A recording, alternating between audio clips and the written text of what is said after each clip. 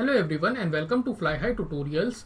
Guys, आज हम discuss करने वाले हैं डिजिटल इलेक्ट्रॉनिक्स में टॉप 10 एमसीक्यूज टाइप, यानी कि इस टाइप के क्वेश्चन जो हैं आपको लगभग हर एग्जाम में देखने को मिल जाएंगे। फिर चाहे हम बात करें गेट लेवल के एग्जाम की या फिर आपके आने वाले एग्जाम्स हैं जैसे कि एसएससी, एनआईसी या नाइलेट, उसी के साथ साथ एनटीआरओ, तो उनमें सभी में इसी टाइप के क्वेश्चंस आपको देखने को मिलेंगे। इसका आज हम सबसे पहले पार्ट 1 डिस्कस करेंगे। अगर आपको पसंद आएगा, आप चाहेंगे तो मैं इसके और पार्ट भी डिस्कस करूंगा, वो आप मुझे कमेंट सेक्शन में और लाइक करके बता दीजिएगा। उसी के साथ साथ अगर अभी तक आपने हमारी डिजिटल इलेक्ट्रॉनिक्स पर पूरी लेक्चर सीरीज को नहीं देखा है तो आई बटन पर क्लिक करके उनको भी आप सिक्वेंशली जरूर देखिए, क्योंकि वहां से आपको बहुत ज्यादा एमसीक्यू के जितने क्वेश्चंस बन सकते हैं वो आपको आइडिया मिलेगा। उसी के साथ साथ आपके बेसिक कॉन्सेप्ट्स भी क्लियर होंगे। ठीक है, तो चलिए स्टार्ट करते हैं।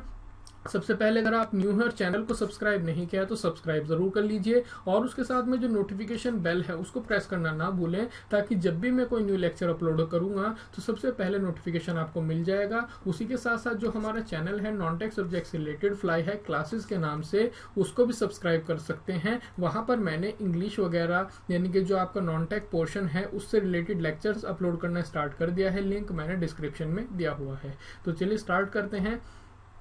तो गाइस, जैसे कि सबसे फर्स्ट टाइप का जो क्वेश्चन आपको मिल सकता है वो देखिए, क्वेश्चन आपको इस तरीके से मिलेगा कि जैसे यहाँ पर लिखा हुआ है कि 125 और बेस में है इसके x, और इधर लिखा हुआ है इज इक्वल टू 203 और बेस में है 5। उसी के साथ साथ पूछा क्या है आपसे, the value of radix x।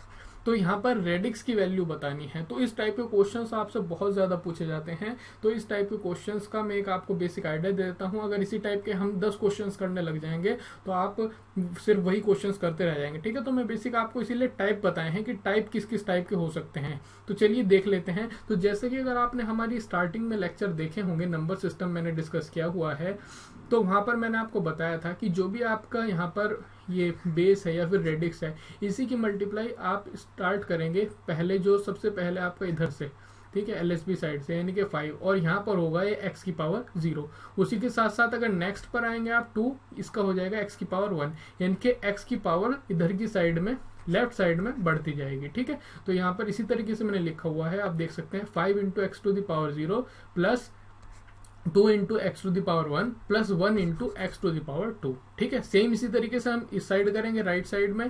तो यहाँ पर आप देखेंगे तो बेस में आपके 5 है, यानी कि रेडिक्स इधर का 5 है, और यही सेम कॉन्सेप्ट हम यहाँ पर अपनाएंगे, यानी कि 5 into 3 to the power 0 plus, फिर अब इधर से बढ़ेंगे 0 into 5 to the power 1 plus 2 into 5 to the power 2। ठीक है, तो अब इसको सॉल्व करना बहुत आसान है, बाकी मैंने सिर्फ सॉल्व किया हुआ है। जैसे कि एक्स स्क्वायर हो जाएगा यहाँ से आपको, उसी के साथ साथ यहाँ से आपको 2x मिल जाएगा, और ये जो है ये 5x टू द पावर 0 ये आपका 1 हो जाएगा, तो यहाँ से आपको सिर्फ 5 मिलेगा। उसी के साथ साथ यहाँ से आपको 50 और प्लस 3 मिल जाएगा, ये वाली टर्म जो है ये 0 हो जाएगी। तो उसके बाद आपको जो इक्वेशन मिल जाएगी वो ये मिलेगी, x square plus 2x minus 48 is equal to 0। इसको आप सॉल्व करेंगे तो x की 2 वैल्यू मिलेंगे आपको, x इज इक्वल टू 6 और x इज इक्वल टू -8।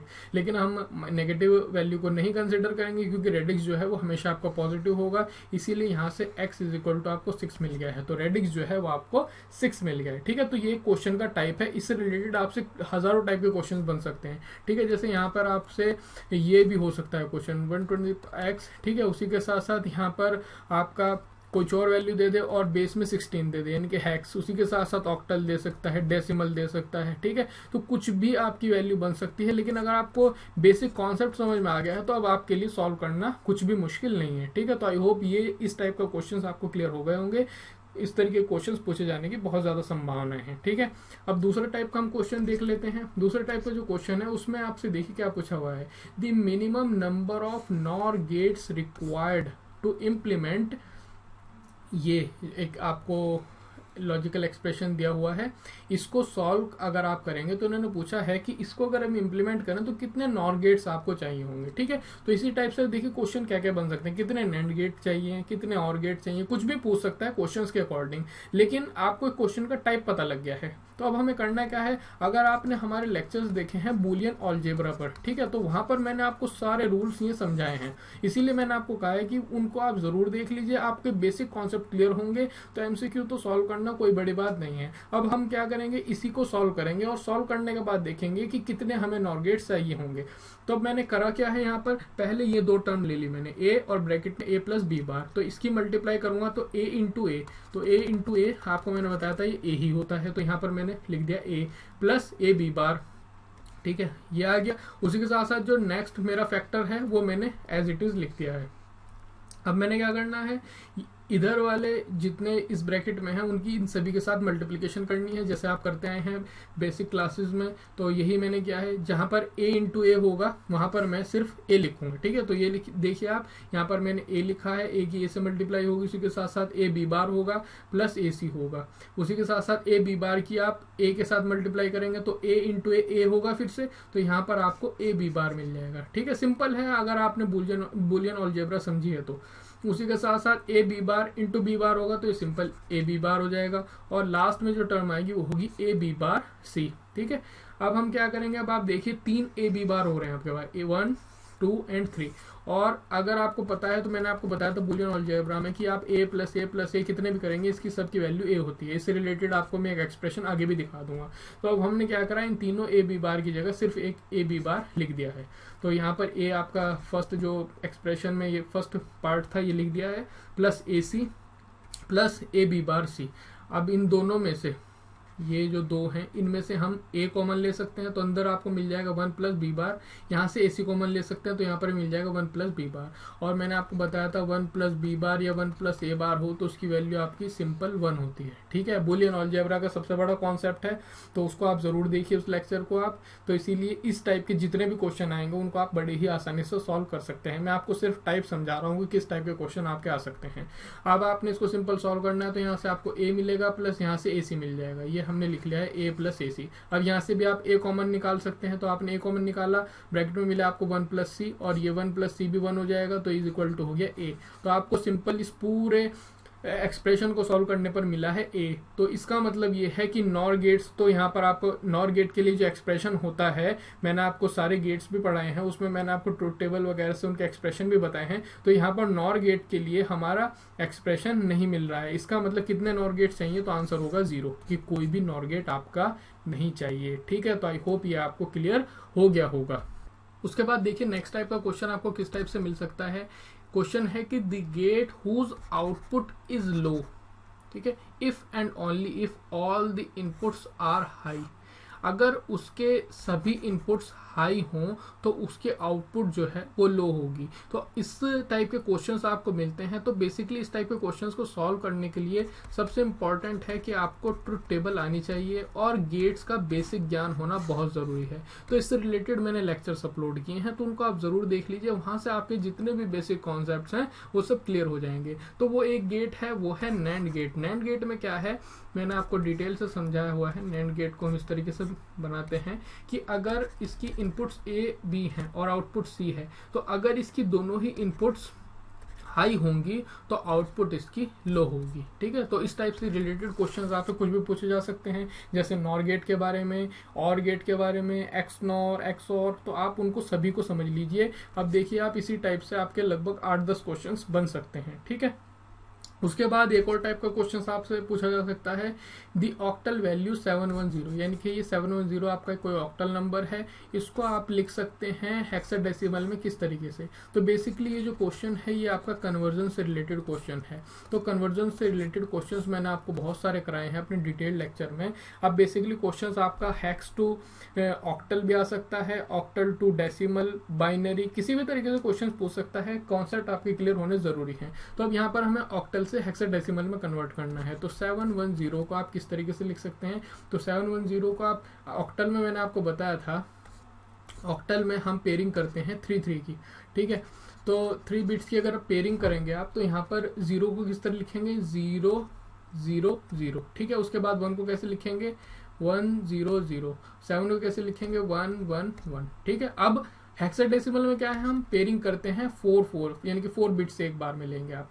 तो यहाँ पर आप 4 बिट्स एक बार में लेंगे तो इन 4 बिट्स को एक साथ लिखेंगे और फिर अगली 4 बिट्स एक साथ लिखेंगे, और जो 1 बच गया है इसको आप छोड़ देंगे। तो आपको हेक्साडेसिमल में पता है ये कितना हो गया आपका, ये 8 हो गया है, और इसे हम यानी कि 12 हो गया, 8 और +4 12, तो 12 को कहते हैं हम C। ठीक है, हेक्स में, और ये 1 सिंपल बचा हुआ है तो ये हो गया आपका 1, तो ये हो गया टोटल 1C8 हेक्साडेसिमल में हम इसको इस तरीके से कन्वर्ट करेंगे। ठीक है, तो ये तो एक जस्ट एक एग्जांपल है और ये आए हुए क्वेश्चंस भी हैं, तो आप इस टाइप के क्वेश्चंस की प्रैक्टिस करिए। कन्वर्जन से रिलेटेड क्वेश्चंस आपको जरूर मिलेंगे किसी ना किसी एग्जाम में। उसके बाद जो नेक्स्ट क्वेश्चन है वो भी इसी टाइप का मैंने रिपीट किया है कि यहाँ पर आप देखिए कि decimal equivalent of the hexadecimal number E5 is. अब E5 का आपका हेक्साडेसिमल नंबर है और इसको आपको कन्वर्ट करना है डेसिमल में। ठीक है, तो इस टाइप के क्वेश्चंस आपको किस तरीके से करने हैं, जैसे कि मैंने आपको सबसे पहला एग्जांपल दिया था रेडिक्स वाला, तो सेम वही है। अब E का आपको पता है हेक्साडेसिमल में उसे कहते हैं हम 14। ठीक है, तो 14 है तो आप किस तरीके से लिखेंगे, जो 5 है इसका जो रेडिक्स है हेक्साडेसिमल नंबर का रेडिक्स आपको पता है वो 16 है, तो यहाँ पर आप किस तरीके से करेंगे 5, यहाँ पर आप किस तरीके से करेंगे 5 इंटू 16 टू दी पावर 0। 5 आपका ऑब्वियसली डेसिमल में होगा। उसी के साथ साथ ई जो है उसको मैंने आपको बताया 14 है, तो यहाँ पर 14 इंटू 16 टू द पावर 1 हो जाएगा। ठीक है, तो पावर्स आप देख सकते हैं इस साइड बढ़ रही हैं, यहाँ पर 16 टू द पावर 0 था, अब यहाँ पर 1 हो गया है। इसको आपको सिंपली सॉल्व करना है। 14 इंटू 16 करेंगे तो 224 मिल जाएगा, 5 इंटू ये 1 हो जाएगा तो यहाँ 5 हो जाएगा, तो टोटल हो गया आपका 229 डेसिमल में। ठीक है, तो डेसिमल में इस तरीके से कन्वर्ट करेंगे। इससे रिलेटेड क्वेश्चंस आपसे पूछे जाते हैं। ठीक है, अब एक और इम्पॉर्टेंट क्वेश्चन आ रहा है, ये कई बार पूछा जाता है गेट्स वगैरह में भी और जितने आपके और एग्जाम हैं। अब देखिए क्वेश्चन है क्या आपका, यहाँ पर क्वेश्चन है how many ones are present in the binary representation of. आपको एक ये एक्सप्रेशन दिया हुआ है और पूछा है कि कितने 1 आएंगे इसके बाइनरी रिप्रेजेंटेशन में। ठीक है, तो अब आप गौर से देखेंगे तो जो चीज़ मैंने रेडिक्स वाली बात की है, तो यहाँ पर आप आसानी से पता लगा सकते हैं कि अगर मैं यहाँ पर लिख दूँ 3 इंटू 8 टू द पावर 0, ये है 8 की पावर 1, ये है 8 की पावर 2 यानी कि 64, और ये है 8 की पावर 3। ठीक है, तो इसको आप किस तरीके से लिख सकते हैं 3 into 8 to the power 3 plus 7 into 8 to the power 2 plus 5 into 8 to the power 1 plus 3 into 8 to the power 0। आसान है। उसी के साथ साथ जो आपका नंबर ये है, यही आपका बेसिकली रिप्रेजेंट कर रहा है ऑक्टल को, यानी कि आप इन नंबर्स को ले सकते हैं। ठीक है, तो यहाँ से आपको क्या मिल जाएगा 3753, ये आपका ऑक्टल नंबर हो गया। सिंपल है ना, जो मैंने ऊपर किया है, अगर आप इसको कन्वर्ट करेंगे तो इसी तरीके से तो लिखेंगे ना, यानी कि 3 into 8 to the power 0, 5 into 8 to the power 1, 7 into 8 to the power 2, 3 into 8 to the power 3, यही सेम चीज़ है। तो ये आपका ऑक्टल नंबर इस तरीके लिखा जाएगा। और ऑक्टल में है तो इसको किस तरीके से रिप्रेजेंट करेंगे आप बाइनरी में, तो मैंने बताया था 3 की पेयरिंग होगी, यानी कि 3 को किस तरीके से लिखेंगे आप 0 1 1, उसी तरीके 7 हो जाएगा आपके लिए 1 1 1, और 5 किस तरीके से लिखेंगे आप 1 0 1, और उसी के साथ साथ 3 है इसको लिखेंगे आप 0 1 1। ठीक है, ये हो गया आपका बाइनरी में कन्वर्ट। और आप 1 गिनिए कितने हो गए 1 2 3 4 5 6 7 8 9। ठीक है, तो टोटल कितने हो गए आपके 9 1s आएंगे। ठीक है, तो ये इस टाइप के क्वेश्चंस भी आपको देखने को मिलेंगे। इस टाइप के क्वेश्चंस आप जरूर प्रैक्टिस कर लीजिएगा। इससे रिलेटेड एक क्वेश्चंस मैं आपको बता भी देता हूं, तो आप खुद से ट्राई कर सकते हैं और कमेंट में मुझे बताइए कितने 1 आएंगे इसके बाइनरी रिप्रेजेंटेशन में। क्वेश्चन है 3 into 4096 plus 15 into 256 plus 5 into 16 plus 3। ठीक है, क्वेश्चन समझ गए हैं। ये क्वेश्चन है आपका, इसको आप ट्राई कीजिएगा और बताइएगा कि इसके बाइनरी रिप्रेजेंटेशन में कितने 1 आएंगे। उसके बाद जो क्वेश्चंस आपको क्वेश्चन का टाइप मिल सकता है वो है आपके जितने मेमोरी से रिलेटेड कुछ क्वेश्चंस हैं, तो उनमें जो इंपॉर्टेंट क्वेश्चंस हैं वो मैं कवर कर रहा हूं। जैसे कि आपका क्वेश्चन आ सकता है कि प्रॉम्प्ट्स, ठीक है, प्रोग्रामेबल रीड ओनली मेमोरीज, इनकी फुल फॉर्म्स वगैरह भी आ सकती है, रैम प्रोम ई प्रोम वगैरह, तो वो भी जरूर ध्यान कर लीजिएगा। बेसिक जैसे कि एसएससी हो गया, एनटीआर हो गया, तो इनमें इनसे रिलेटेड आपकी जो फुल फॉर्म्स हैं वो भी पूछी जा सकती हैं। ठीक है, तो यहाँ पर मैं थोड़ा उससे हाई लेवल के क्वेश्चंस डिस्कस कर रहा हूँ मेमोरी में। तो प्रॉम्प्ट्स किस लिए यूज की जाती हैं, तो 4 ऑप्शन दिए हैं आपको। बल्क इन्फॉर्मेशन के लिए, बल्क इन्फॉर्मेशन स्टोर करने के लिए, सिक्वेंशियल इन्फॉर्मेशन स्टोर करने के लिए, या फिर इन्फॉर्मेशन जिसको एसेस करना बहुत रेयरली हो उसके लिए, या फिर रिलेटिवली परमानेंट इन्फॉर्मेशन। तो इस टाइप के क्वेश्चन जो हैं इनके लिए आपके पास एक ही चारा रह जाता है, वो है इनको थोड़ा सा मेमोराइज कर लेना। ठीक है, तो इसीलिए मैंने यहाँ पर ऑप्शंस भी लिखे हैं ताकि आपको पता भी रहे कि ऑप्शन में कंफ्यूज ना हो। तो जो प्रॉम्प्ट्स हैं वो यूज की जाती हैं to store relatively permanent information. ठीक है, तो इसका ध्यान रखना है आपको। अब एक और टाइप का क्वेश्चन आ सकता है, the basic memory cell of dynamic RAM. उसमें जो आपकी डायनेमिक रैम होता है उसमें बेसिक मेमोरी सेल क्या होता है, तो वो आपको ध्यान रखना है, वो होता है कैपेसिटेंस। ठीक है, उसमें भी आपको जैसे 4 ऑप्शन दिए, ट्रांजिस्टर, फ्लिप फ्लॉप या फिर transistor acting as a capacitor. तो इस टाइप के क्वेश्चंस आपको मिलेंगे, तो इनको आप मेमोराइज कीजिएगा जहां पर भी आपको मिल जाएंगे क्वेश्चंस। ठीक है, उसके बाद जो नेक्स्ट क्वेश्चंस आपको आ सकता है वो है इस टाइप से भी, जैसे गेट से रिलेटेड मैंने आपको बताया, तो गेट पे एक टाइप का क्वेश्चन और बन सकता है। वो क्या है कि which get corresponds to the action of parallel switch. Parallel switch की तरीके से कौन सा गेट काम करता है, तो वो है आपका और गेट। ठीक है, और गेट की अगर आपको ट्रुथ टेबल पता है तो आप आसानी से बता सकते हैं कि और गेट ही क्यों होता है पैरेलल स्विच की तरीके से। ठीक है, तो इसको आप लेक्चर देखिए और खुद से आसानी से समझ जाएंगे, वहां पर भी मैंने डिस्कस किया है डिटेल में, इसीलिए मैं यहाँ पर आपका टाइम बचाने के लिए इनको स्किप कर रहा हूँ। ठीक है, उसी के साथ साथ बूलियन अलजेब्रा से रिलेटेड क्वेश्चंस आपके पूछे जाएंगे, जैसे कि मैंने पहले भी आपको दिखाए हैं। तो बूलियन अलजेब्रा के जितने एक्सप्रेशन हैं उनको आप जरूर कवर कर लीजिएगा।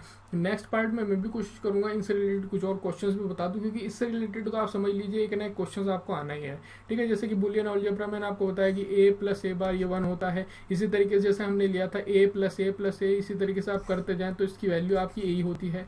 या फिर एक क्वेश्चन आ सकता है 1 प्लस ए प्लस बी प्लस सी, तो इसकी वैल्यू 1 होती है। तो इसी तरीके से ड्युअलिटी थ्योरम है, ये सब आप कॉन्सेप्ट वहां पर समझिए, मैंने डिटेल में डिस्कस किए हैं। तो मैंने जितने अभी तक फर्स्ट पार्ट में क्वेश्चन टाइप बन सकते थे तो टॉप 10 कवर किए हैं। तो आई होप ये आपको पसंद आए होंगे। अगर आपको पसंद आए हैं तो लाइक जरूर कीजिए, लाइक करने से हमें पता लगता है कि आपको पसंद आ रहे हैं या नहीं आ रहे हैं। उसी के साथ साथ शेयर जरूर कीजिए अपने फ्रेंड्स के साथ में जिनके लिए आप समझते हैं कि इंपॉर्टेंट हो सकते हैं। फेसबुक पेज को लाइक कीजिए, ट्विटर पर फॉलो कीजिए और इन वीडियोस को भी चेकआउट कर सकते हैं। सब्सक्राइब नहीं किया है तो सब्सक्राइब जरूर कर लीजिए और बेल आइकन को भी प्रेस कर दीजिए। तो देखने के लिए आप सभी का बहुत बहुत धन्यवाद। आप सभी का समय शुभ रहे। Thank you very much.